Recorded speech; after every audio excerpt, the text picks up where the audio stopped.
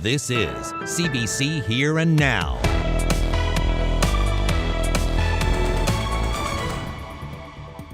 There does need to be some kind of redress. More reaction tonight to our CBC Investigates story about Memorial University President Vianne Timmins and her statements about her Indigenous heritage. A series of violent home invasions involving a stabbing and an assault on an elderly couple. One of the men involved appeared in court today. We'll bring you the details from his sentencing hearing.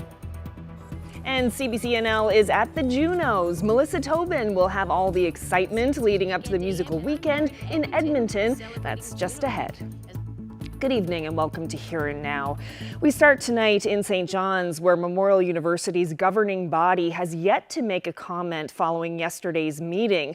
There have been calls for its president, Vianne Timmins, to be investigated over statements she's made about her Indigenous heritage and past membership in an unregistered band.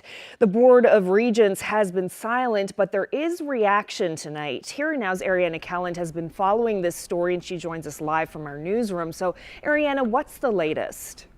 Well, Carolyn, there is nothing new from Memorial University tonight, but there is a growing number of people asking questions of both Timmins and the university, and they're watching to see what MUN will do. Among them are Miaukapek First Nation Chief Misel Joe. He thinks an Indigenous roundtable may be a good first step. After all, we've gone through in terms of Memorial University indigenizing the university, or trying to.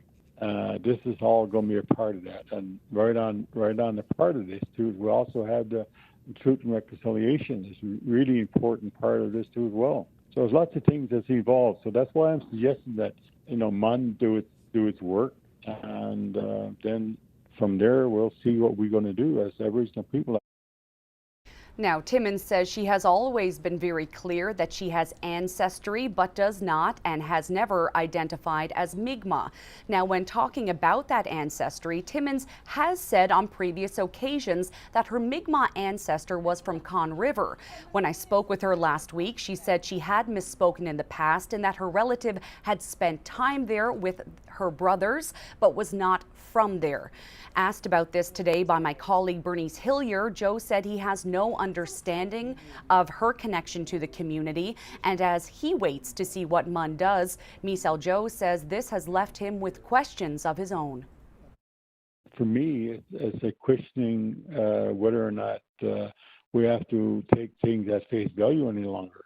We need to be more vocal in asking the questions that nobody else is asking, and that's been a long time in coming. Meanwhile, the head of First Nations University in Regina is also speaking out tonight. Vianne Timmins was president at the University of Regina from 2008 to 2019 before she came to MUN. She was part of the U of R's indigenization efforts. Now, in 2019, she accepted an Inspire Award for her work in helping secure long-term funding for First Nations University. It's an award for Indigenous people by Indigenous people. Timmins has said she initially turned down the award, but after consulting with an elder, decided to acknowledge it. Now, current First Nations University President Jackie Ottman says the community is disappointed. She says the university was saved due to the actions of many with Indigenous students and academics leading the way. She says she understands Timmins sought advice from an elder, but believes she still shouldn't have accepted the award. It does a disservice to the community, and it really works towards further marginalizing and silencing and erasing Indigenous people's contributions. Now, there have been calls for the charitable organization to rescind Timmins' 2019 award. Inspire has not responded to multiple requests from CBC. We also have a standing request in for an interview with Vianne Timmins. Reporting live for Here and Now, I'm Ariana Kelland. Well, a youth has been charged with attempted murder after a 16-year-old boy was allegedly attacked at Prince of Wales Collegiate yesterday. The Royal Newfoundland Constabulary says they believe the attack was targeted. The youth is facing 15 charges in total, including aggravated assault, assault with a weapon, possession of a weapon, and disguise. The court has also ordered the accused to not contact a list of 28 people. At a news conference this morning, police announced they arrested the youth. Police believe there are multiple suspects, but won't say how many or the types of weapons used. They also won't say if the suspects attended the school. Police are looking for video from the area around the time of the attack. Media Relations Officer James Cadigan says the victim is still in hospital in serious but stable condition. It is believed that this incident was a targeted attack by multiple youth on the 16-year-old youth. And the suspects used weapons in the course of this event. Investigators have determined that the incident occurred outside the main entrance of the school at approximately 11:40 a.m. At this stage in this ongoing investigation, investigators have one male youth in custody. Well, a violent series of home invasions 6 months ago that shocked St. John's was back in the spotlight today. A sentencing hearing for one of the men responsible for the crime spree took place in provincial court. Fresh details emerged of how hard drugs and an unmanaged mental health condition led one of the aggressors down a dark road, a road that included a stabbing and an assault on an elderly couple. Here now's Terry Roberts reports, but first a word of warning. This story contains some graphic photos that some people may find upsetting.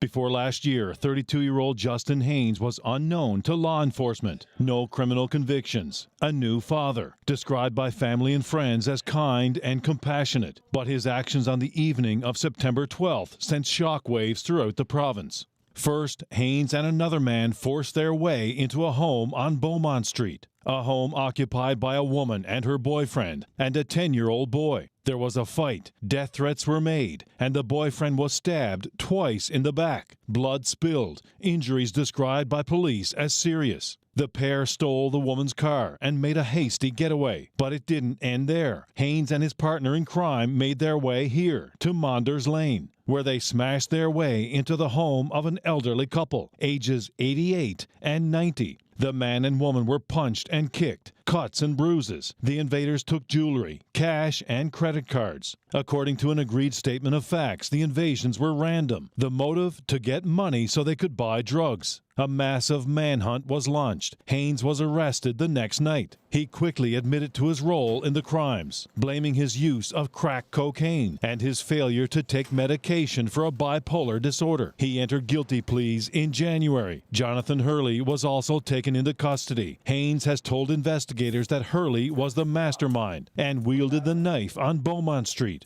Hurley's case is set for trial in Supreme Court early next year. Haynes appeared today via video link from a correctional facility in Bishops Falls. He read a letter describing his deep remorse for what he described as terrible wrongdoings. I would never in my right mind do such things to anyone, yet I take full responsibility for my actions.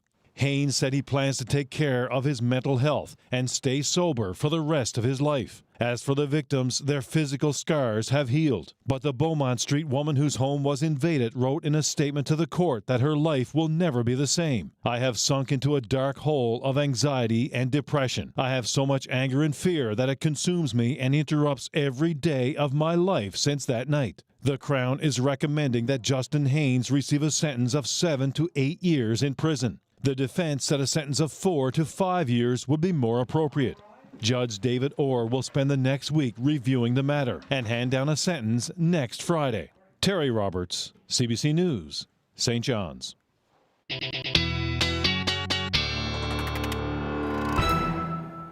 Well, things are starting to get wet out there across a good chunk of the island thanks to this area of low pressure that is slowly moving in. We're actually seeing some pretty gusty winds with this one as well.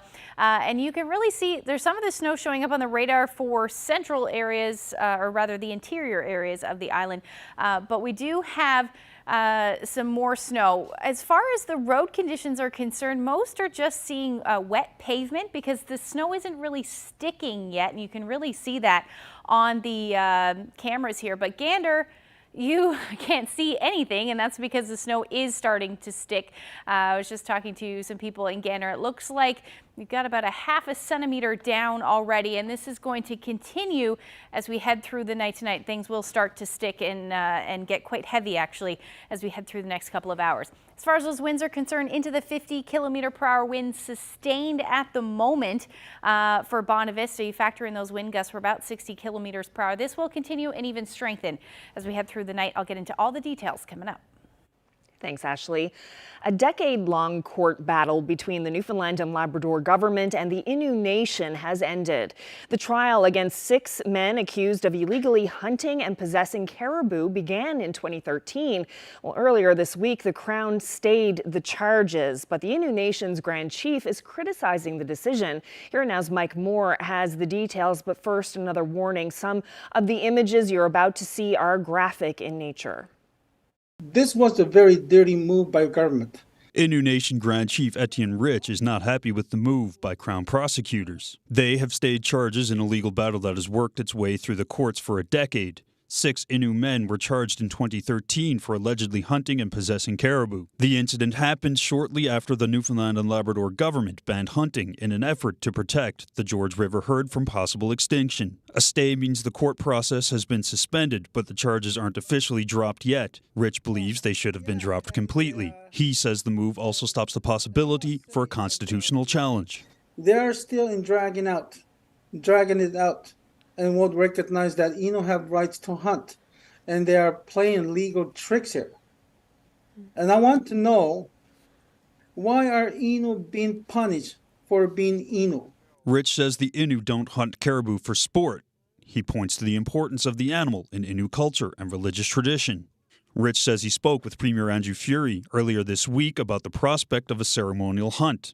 He says the Premier supports the idea. I'm talking about ceremonial hunt for once a year for the Innu, just to feed our old and our sick people. Because as you know, it's just not a food source of the caribou. It's the most respected animal in our lives. Rich says he wants talks with government to go further about a ceremonial hunt for Innu Nation. Mike Moore, CBC News, St. John's. Well, meanwhile, CBC News has requested comment from the Premier, but we've been told he isn't available. Well, to Stephenville now, where the town council is again making a cash contribution to keep the community's airport running as the closure of a deal to sell the operation drags on. A year and a half ago, Ottawa businessman Carl Diamond announced his plans to buy the airport, spend hundreds of millions in private money, and create thousands of jobs. But the deal still hasn't closed. At last night's council meeting, Stephenville Mayor Tom Rose said there has been progress on that front. He said that a court date is set for next month to resolve a historic insolvency proceeding at the airport. Rose said that the process has held up the sale. Council voted to provide the Stephenville Airport Corporation with $32,500 a month while the wait goes on. So once it's transfers, we don't have to give any more money to keep the lights on. That's somebody else's responsibility. So we've been doing it really on our backs and taxpayers' backs, but now somebody else will do it after April 12th. Well, he traded a job in oil and gas for a sustainable farm. But conflict with Crown Lands has one Bloomfield farmer on the Bonavista Peninsula stuck in limbo and unable to grow. Here Now's Daryl Roberts reports. I'm going to have basically double the amount of tomatoes that I had last year that I'll be doing in this greenhouse. Adam Furlong has big plans for this farm. Growing up in rural Newfoundland, it's been his dream. He entered the oil industry after high school, but farming was always in the back of his mind. I worked on the Hebron project out in Bullarm and went offshore with that to commission the project and get it ready. And then once that was finished, I kind of took the following summer off because that was a really hectic work schedule for for a couple of years. And basically spent the entire summer researching how to do profitable farming on a small land base. He left the industry with plans to purchase a house and plot of land here in Bloomfield, a place to expand his operation. That's when the trouble started. A week before we were supposed to be closing on this real estate deal and moving out here, Crown Land stepped in and said that they owned the vast majority of the land, which actually included part of the house. Furlong says Crown Lands eventually relinquished about half the property, allowing him to set up 2 greenhouses and a small indoor farm, but expansion plans were squashed. Basically, this is all that I can use. The other half of the land, unusable, can only be accessed through Furlong's property, but the province isn't giving it up. In a statement, the department says the provincial government doesn't sell land for agriculture, saying leases are one of the best mechanisms the provincial government has to protect agricultural land and ensure it continues being used for agricultural purposes into the future. If Furlong chose to lease, he'd have to give up part of his land for an access road. I have not had one day in the last at least 2.5 years where I have not had that land and Crown Lands problems on my mind. Every single day I look out the dining room window at that piece of land and just ask myself, how come this is not in production the way that I dreamed it would be when I moved out here in 2020. This real estate lawyer says it all speaks to broader issues with the law governing Crown lands. We've got a man up in Bloomfield trying to grow vegetables, trying to build a farm in prime agricultural land. And it seems like the government's going out of its way to set up roadblocks here. The province began consultations on proposed changes to that law earlier this year, but nothing's been announced. Furlong's expansion plans for his farm are still in limbo, and for the upcoming season, he'll be limited to these 2 greenhouses here. Daryl Roberts, CBC News, Bloomfield.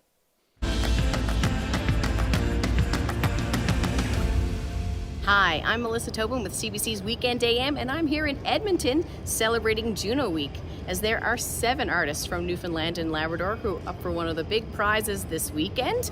Now, it all kicks off tonight with Juno Fest. Tomorrow night is one of the big award shows.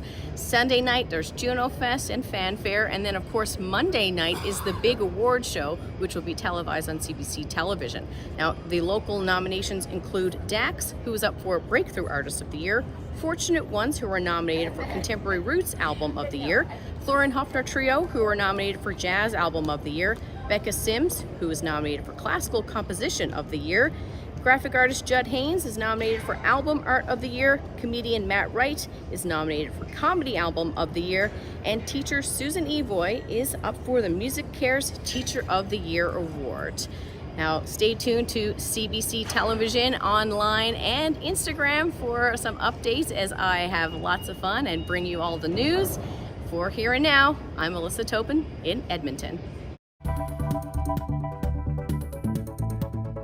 You will see, hopefully, is very challenging, demanding training, but I can reassure you that our members have been training hard for the last few months.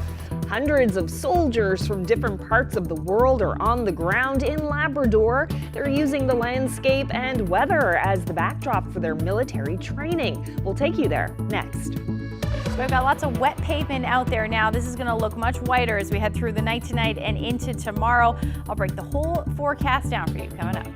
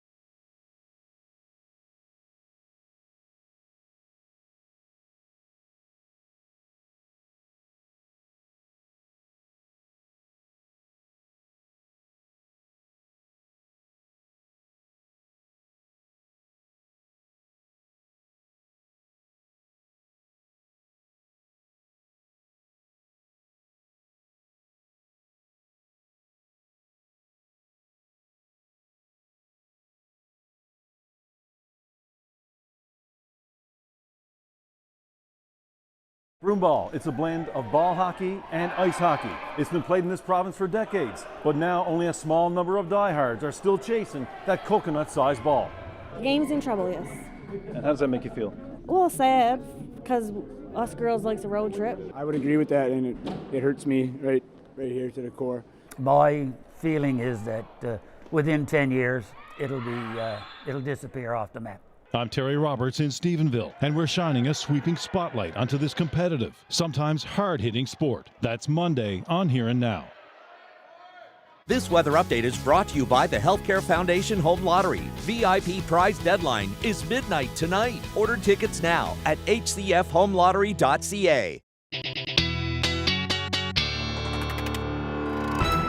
Okay, the weekend is here and some weather on the way, some snowy weather. Yeah, it's going to be nice, well, at least 24 hours to stay inside and just take a little bit of a break. But today was wet at some points. We did see some snow for a good chunk of the island, but it didn't stick. Yeah. And it's the temperatures. That's pretty much the reason for it. Let's take a look at where we sat as our daytime high say. So hovering around the 0 degree mark, but Terra Nova was above 1, Badger, Deer Lake all above about 2 or 3 degrees.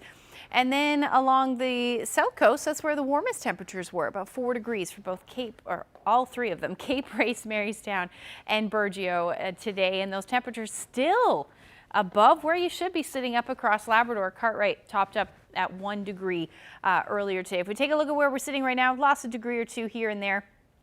But overall, these temperatures really aren't going to move a whole lot as we head through at least the weekend, it looks like, across the island. So our next weather maker is almost here as far as that area of low pressure is concerned. Snowfall warnings in place from Green Bay, White Bay through to Bonavista North and Gander, and then from Terra Nova through to Clarenville, Bonavista, and the Northern Avalon. This is a special weather statement, and that's because you're not going to reach snowfall criteria, snowfall warning criteria, I should say, because what does fall is going to fall over a longer period of time.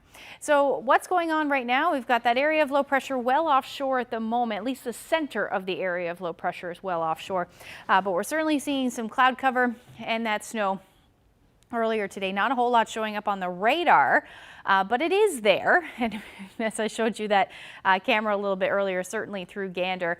But the models of future trackers showing that quite well, and it's going to continue as we head through the next couple of hours. The snow will intensify and it will start to stick for a good chunk of the northeast coast, including the northern peninsula, at least the tip of the northern peninsula, and then eventually across the island we will see that snow start to stick as well. It'll likely get heavier by the time we get into the overnight and early morning hours for the Avalon, but it is going to stick around at least through the morning, certainly across the northeast coast through central. And eventually that will start to taper off, and it will taper off across the Avalon as well, but it may end as some drizzle or light showers into the afternoon hours on Saturday. Now, I do think that the majority of the snowfall will stick continually in the morning, and then as we head into the afternoon hours, we likely won't see as much in the way of accumulation, so things will certainly start to improve. And that will be the story really by Saturday evening. It should all be said and done. So as far as the temperatures are concerned tonight, like I said, not really moving too much, around the 0 degree mark for the most part, maybe a degree below. Up across Labrador, temperatures will dip, -14 tonight in Lab City, but these winds are going to stick around as well. Northwesterlies between 30 to 50, even 60 kilometers per hour. Now, as far as snowfall amounts, still thinking the bullseye will be for essentially Gander, Bonavista North, Bay of Exploits, and potentially even in that 20 to 30 centimeter range for parts of the Bonavista Peninsula. The closer you are to sea level, we'll likely see a little bit less than that because you may see some rain in the mix there. But about 10 to 20 from a swath from Green Bay, White Bay through to the Avalon, and then much less as you head towards the northern peninsula as well. As far as the winds are concerned, about 60 to 70 kilometers per hour, and that will continue through the night tonight and into tomorrow morning. And then eventually those winds will ease as we head into the evening hours on Saturday. Now, as far as temperatures are concerned for tomorrow, we're going to be hovering around the 1 degree mark, maybe or even a degree or two above that. More so for the south coast, and then it actually looking like a pretty nice day in Port aux Basques, 4 degrees with some sunshine. Now for Labrador, you're going to hover around the 0 degree mark towards the coast. Further west and north, you'll be into the minus single digits and maybe even a few peaks of sun for Nain. We'll get into the rest of the forecast coming up. Thanks so much, Ashley. Well, speaking of snow, 40 kilometers north of Happy Valley Goose Bay, members of the Canadian Armed Forces are training in winter warfare. Hilary Johnson, the producer of CBC Radio's Labrador Morning, recently tagged along for an exercise. It's cold with a fresh layer of snow on the ground, and it's the perfect place to hold the 5th Canadian Division's Maroon Sojourn. This offers so much. The fact that this is quite different in what we face or where we normally train in Eastern Canada. Labrador is great for the community. We can join them, we can learn from them, but also we can rely on our Canadian Rangers who provide expertise and knowledge about this environment. It isn't easy terrain, but it prepares the division for operating in Canada's harsh northern environments. Commander Stéphane Masson says Labrador's geography is essential in assuring Canada's sovereignty. So what you will see, hopefully, is very challenging, demanding training, but I can reassure you that our members have been training hard for the last few months to get ready and to get tested today and over the next few days to make sure that they achieve the highest standard of deployment. More than 200 Canadian Armed Forces from Atlantic Canada and beyond, and 45 soldiers from partner nations are here to test the ARCG's ability to operate in the harsh subarctic climate of Labrador. This member of the British Army says he's already made new friends and got to try snowmobiling for the first time.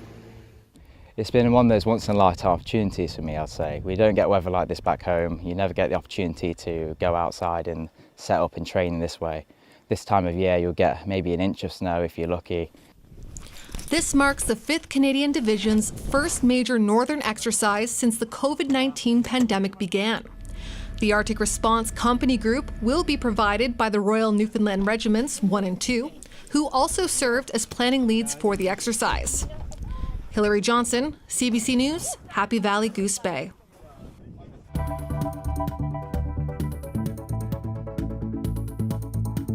Well, he's made it his mission to improve the walking trails in the town of Paradise by using his own personal trail grooming machine, but the town has asked him to cease operations. We'll find out why coming up.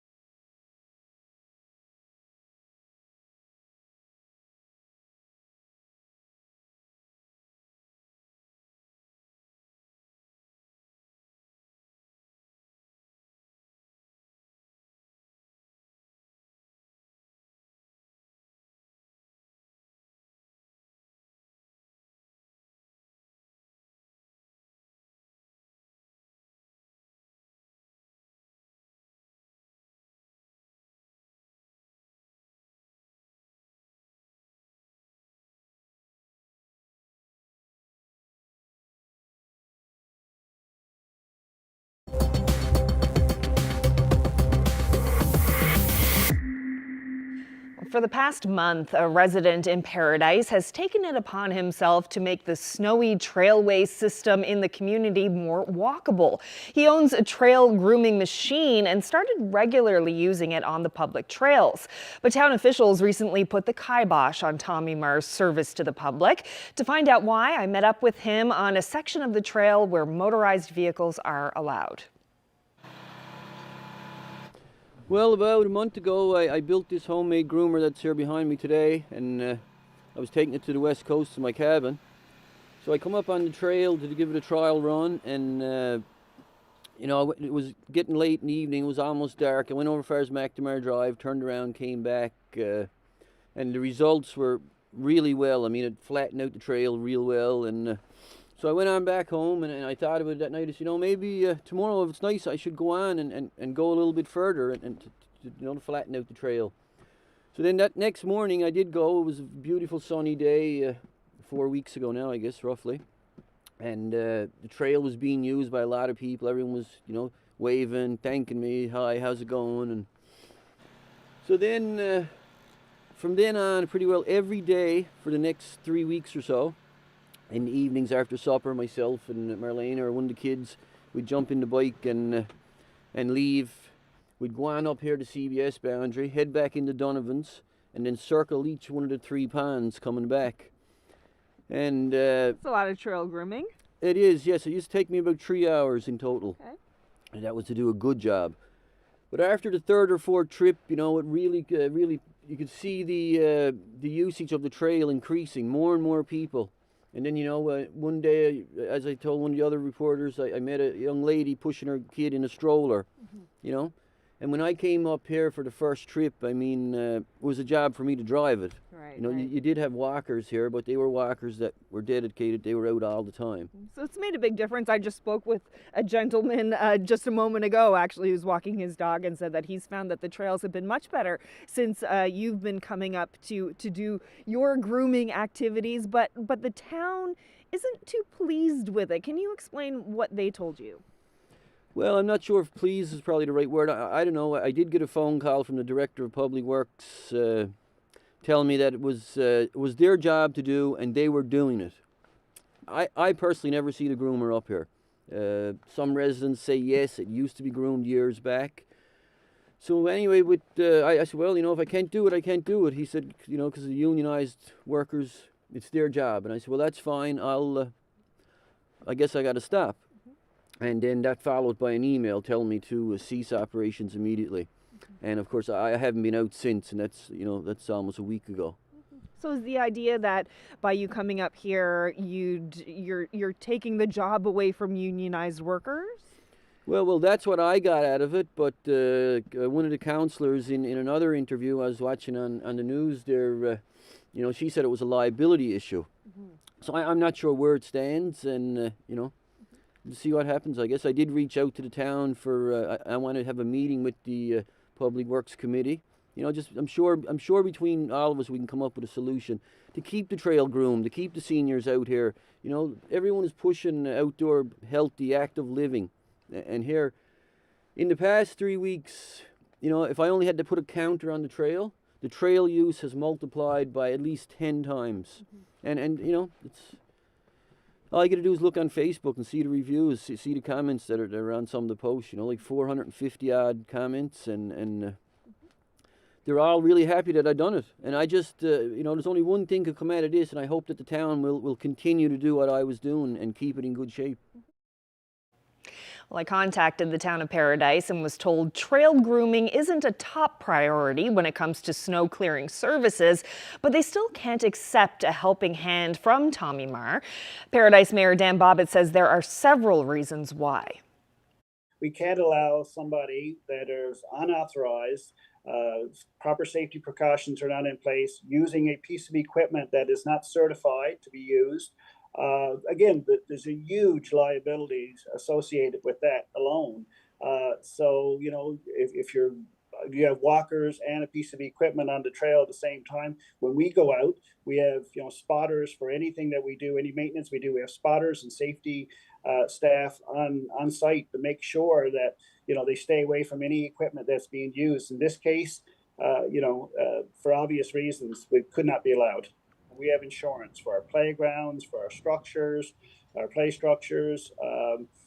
When town staff are out there, they're covered under our policies for any liabilities. For us, it's a liability having somebody on our trails who's not certified, first of all, to do it and not authorized to do it. Our town staff are unionized, for one. So again, you're basically doing the job of the town and our staff who are trained to do it properly.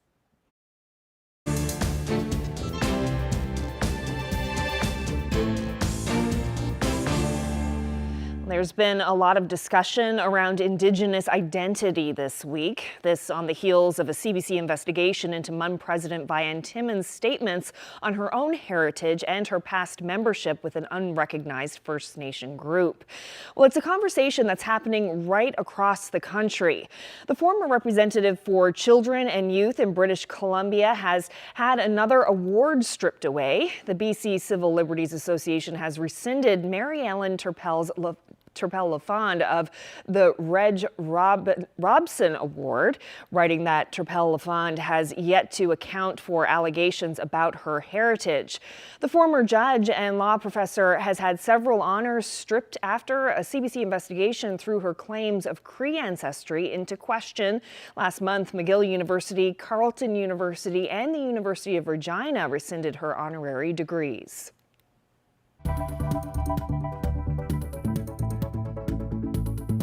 We had to jump through some pretty significant hoops to get on board. You know, they don't just let anyone get on a Coast Guard vessel. On a ship named after a famous explorer, that's where two of our CBC colleagues spent 2 weeks. What it's like aboard the Amundsen, Jane Eady tells us just ahead.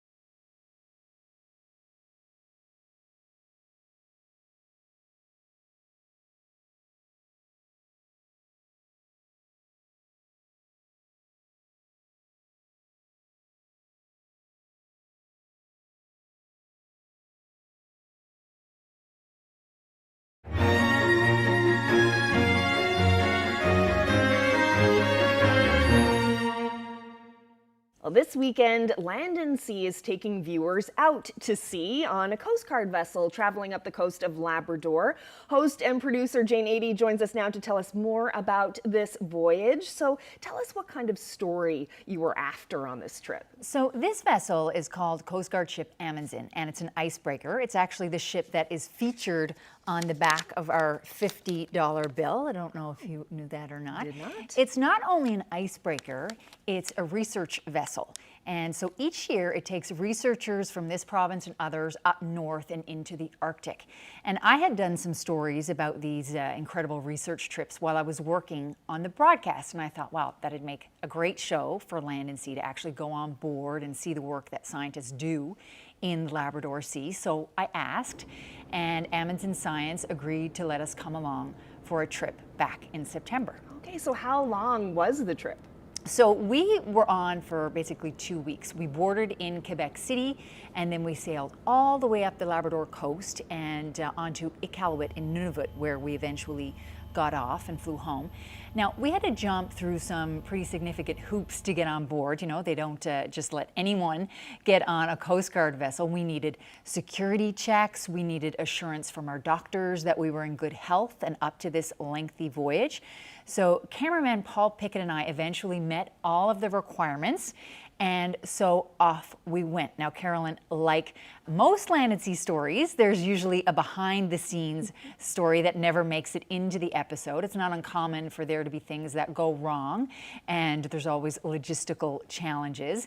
And for this trip, it was the same. Okay, so what happened? What kind of challenges did you face on this trip? So despite the fact that everyone who was going to be on board was testing pretty frequently for COVID in preparation, and everyone was testing negative, the virus unfortunately followed us on board. So we were in about our second day when we learned that someone was sick, but we were continuing with the voyage. If anyone came down with COVID, they would have to be quarantined in their room for 5 days. Now, the trick for us, obviously, was to avoid getting it because we would miss a lot of action in 5 days. So Paul and I knew that we just had to shoot pretty much everything we saw happening around us and try and make lemonade out of lemons. And then if we ended up getting sick, hopefully we would have gathered enough stuff to knit together some kind of show. In fact, I had planned 2 shows for Land and Sea. Okay, and did you end up getting sick? Did you catch COVID? No, thankfully. Every day we thought, okay, this might be the day that we test positive, but that day never came. We shot the entire time, basically sun up to sundown. And so as a result, Carolyn, we gathered a lot of material. Now, a small fraction of that portion of what we shot will, of course, be in the 2 Land and Sea shows that will air the next 2 Sundays. But we decided that we have so much great stuff and so many nice interviews, and rather than keep it all to ourselves, we're going to put together some items for Here and Now viewers, and we'll have those for you next week, kind of sandwiched in between the 2 Land and Sea shows. Oh, excellent. Really looking forward to those stories. And remind us when Land and Sea airs on the weekend. Okay, so watch for Science of the Labrador Sea on Sunday at 11:30, and it also airs on Monday at 7 o'clock, right after Here and Now. Jane Adey, thank you so much. You're welcome.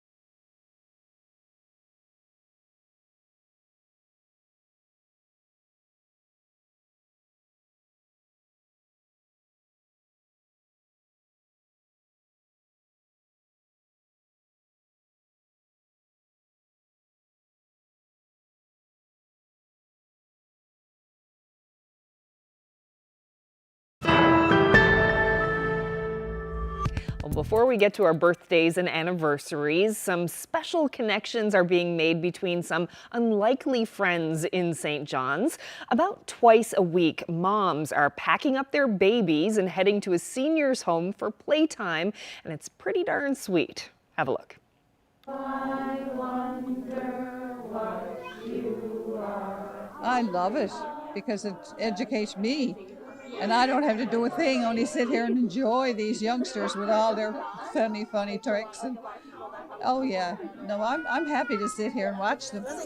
They're wonderful. I think after COVID and a lot of retirement homes didn't have a lot of visitors coming, and of course mothers with their new babies weren't getting out and doing a whole lot, I think it just came at a really good time in that way. But also just because it's so fun and it's so cute and there's lots of laughs and lots of smiles. So yeah, it's just enjoyable for everyone and therapeutic for sure as well.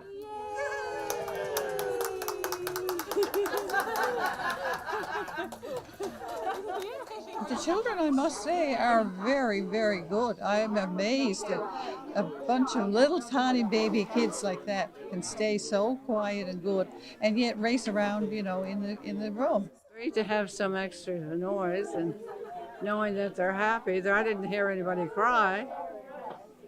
So that's good. And if they're happy, well, the seniors are happy as well. This is Samuel. He's 2 years old.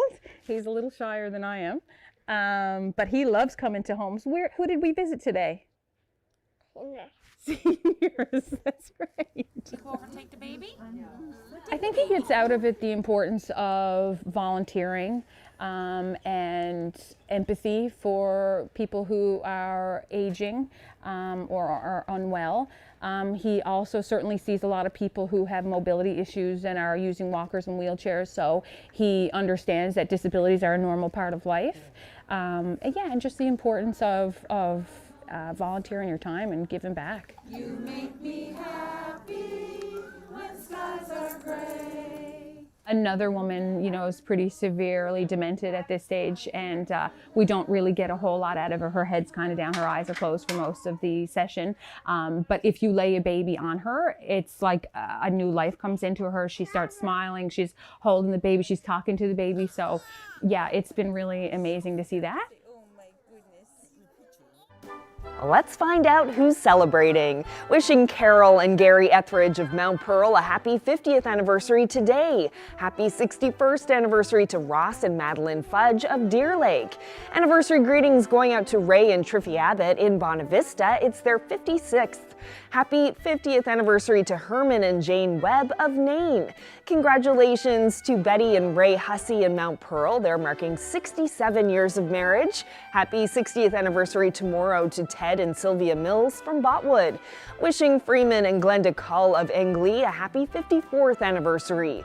Joan and Clayton Pittman of Pollard's Point are celebrating their 50th anniversary. Congratulations. Anniversary greetings going out to Jordan and Daphne Paul of Gambo. They've been married 51 years. Jesse and Eric Fillier of Hawke's Bay are celebrating their 50th anniversary. Congratulations. Congratulations also to Ruth and Eugene Wall, who are marking 50 years of marriage. Wishing Majors Sydney and Rachel Brace a happy 65th anniversary. Happy 50th anniversary today to Brenda and Bruce Cole of Stanhope. Harry and Kay Han of Musgrave Harbour are also marking 50 years of marriage. Happy 56th anniversary to Terry and Rosalind Hayward of Lawrencetown. Happy anniversary to Garfield and Lily Bessie of Happy Valley Goose Bay. They've been married for 59 years. Now to some birthdays. Wishing Hallett Winter a very happy 92nd birthday. Happy 93rd birthday to Grace Best of Badgers Key. Margaret Spencer of Marystown is turning 91. Happy birthday. Happy 93rd birthday to Piney Small of Wild Cove, now living in Bay Vert. Happy birthday to Ida Eastman, who's celebrating her 94th birthday. Happy 90th birthday to Yvonne Paul of Gambo. Birthday greetings going out to Jean Shea of Bishops Falls, now living in Stephenville. Jean turns 94 tomorrow. Happy 90th birthday to Margaret Bennett of St. Paul's. Wishing Captain Caleb Keane a happy 96th birthday. Happy 91st birthday to Verinia Hodder and Georgina Butt, who are twins originally from Boat Harbor West. Happy 90th birthday to Phyllis Sacre of Packet. Here's another double feature, but with a husband and wife. Happy birthday tomorrow to both Enid and Max Barrett in CBS. They were born on the same day, 1 year apart. Birthday wishes going out to Lawrence Hunt in Harbor Grace, who's turning 91. Gertie Daly is celebrating her 94th birthday today. She's from St. Joseph's and now lives in St. John's. Happy birthday to Linda Vincent of Corner Brook, who's celebrating her 90th birthday. Wishing Eleanor Baird a very happy 100th birthday tomorrow. She's from Twillingate and now lives in St. John's.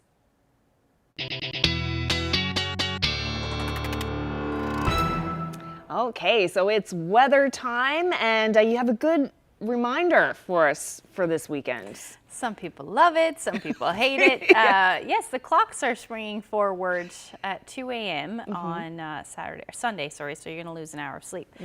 But it also means that the sunsets are going to be a lot later. Oh, that's great. So, especially when we leave this building at 7 o'clock, it will be light out. Yes, which is we nice. appreciate it. We certainly do. Let's take a look out there. Oh, another thing also is it's a good time to change your batteries in your smoke detector too. That's I always say when you spring forward and fall back, that's when you should do it. But yes, temperatures on Sunday are going to be hovering around the 0 degree mark. Like I mentioned a little bit earlier, we're not really seeing a whole lot of change in the temperatures. We're still going to see the chance of a few flurries lingering.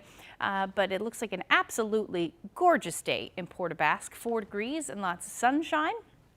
And then up across Labrador, minus single-digit temperatures, the story for you. Most seeing cloud cover, some sun for northern Labrador, and then some flurries will linger again along the coast as we head through the afternoon hours on Sunday. Now, as far as your Sunday evening into Monday is concerned, we're going to start to see a ridge of high pressure move in. That means things are going to stay relatively calm for the day on Monday. However, we're still in onshore flow across the island, and that means some flurries will linger as well through Central and the Avalon as we get into the afternoon and evening hours. So keeping that in there.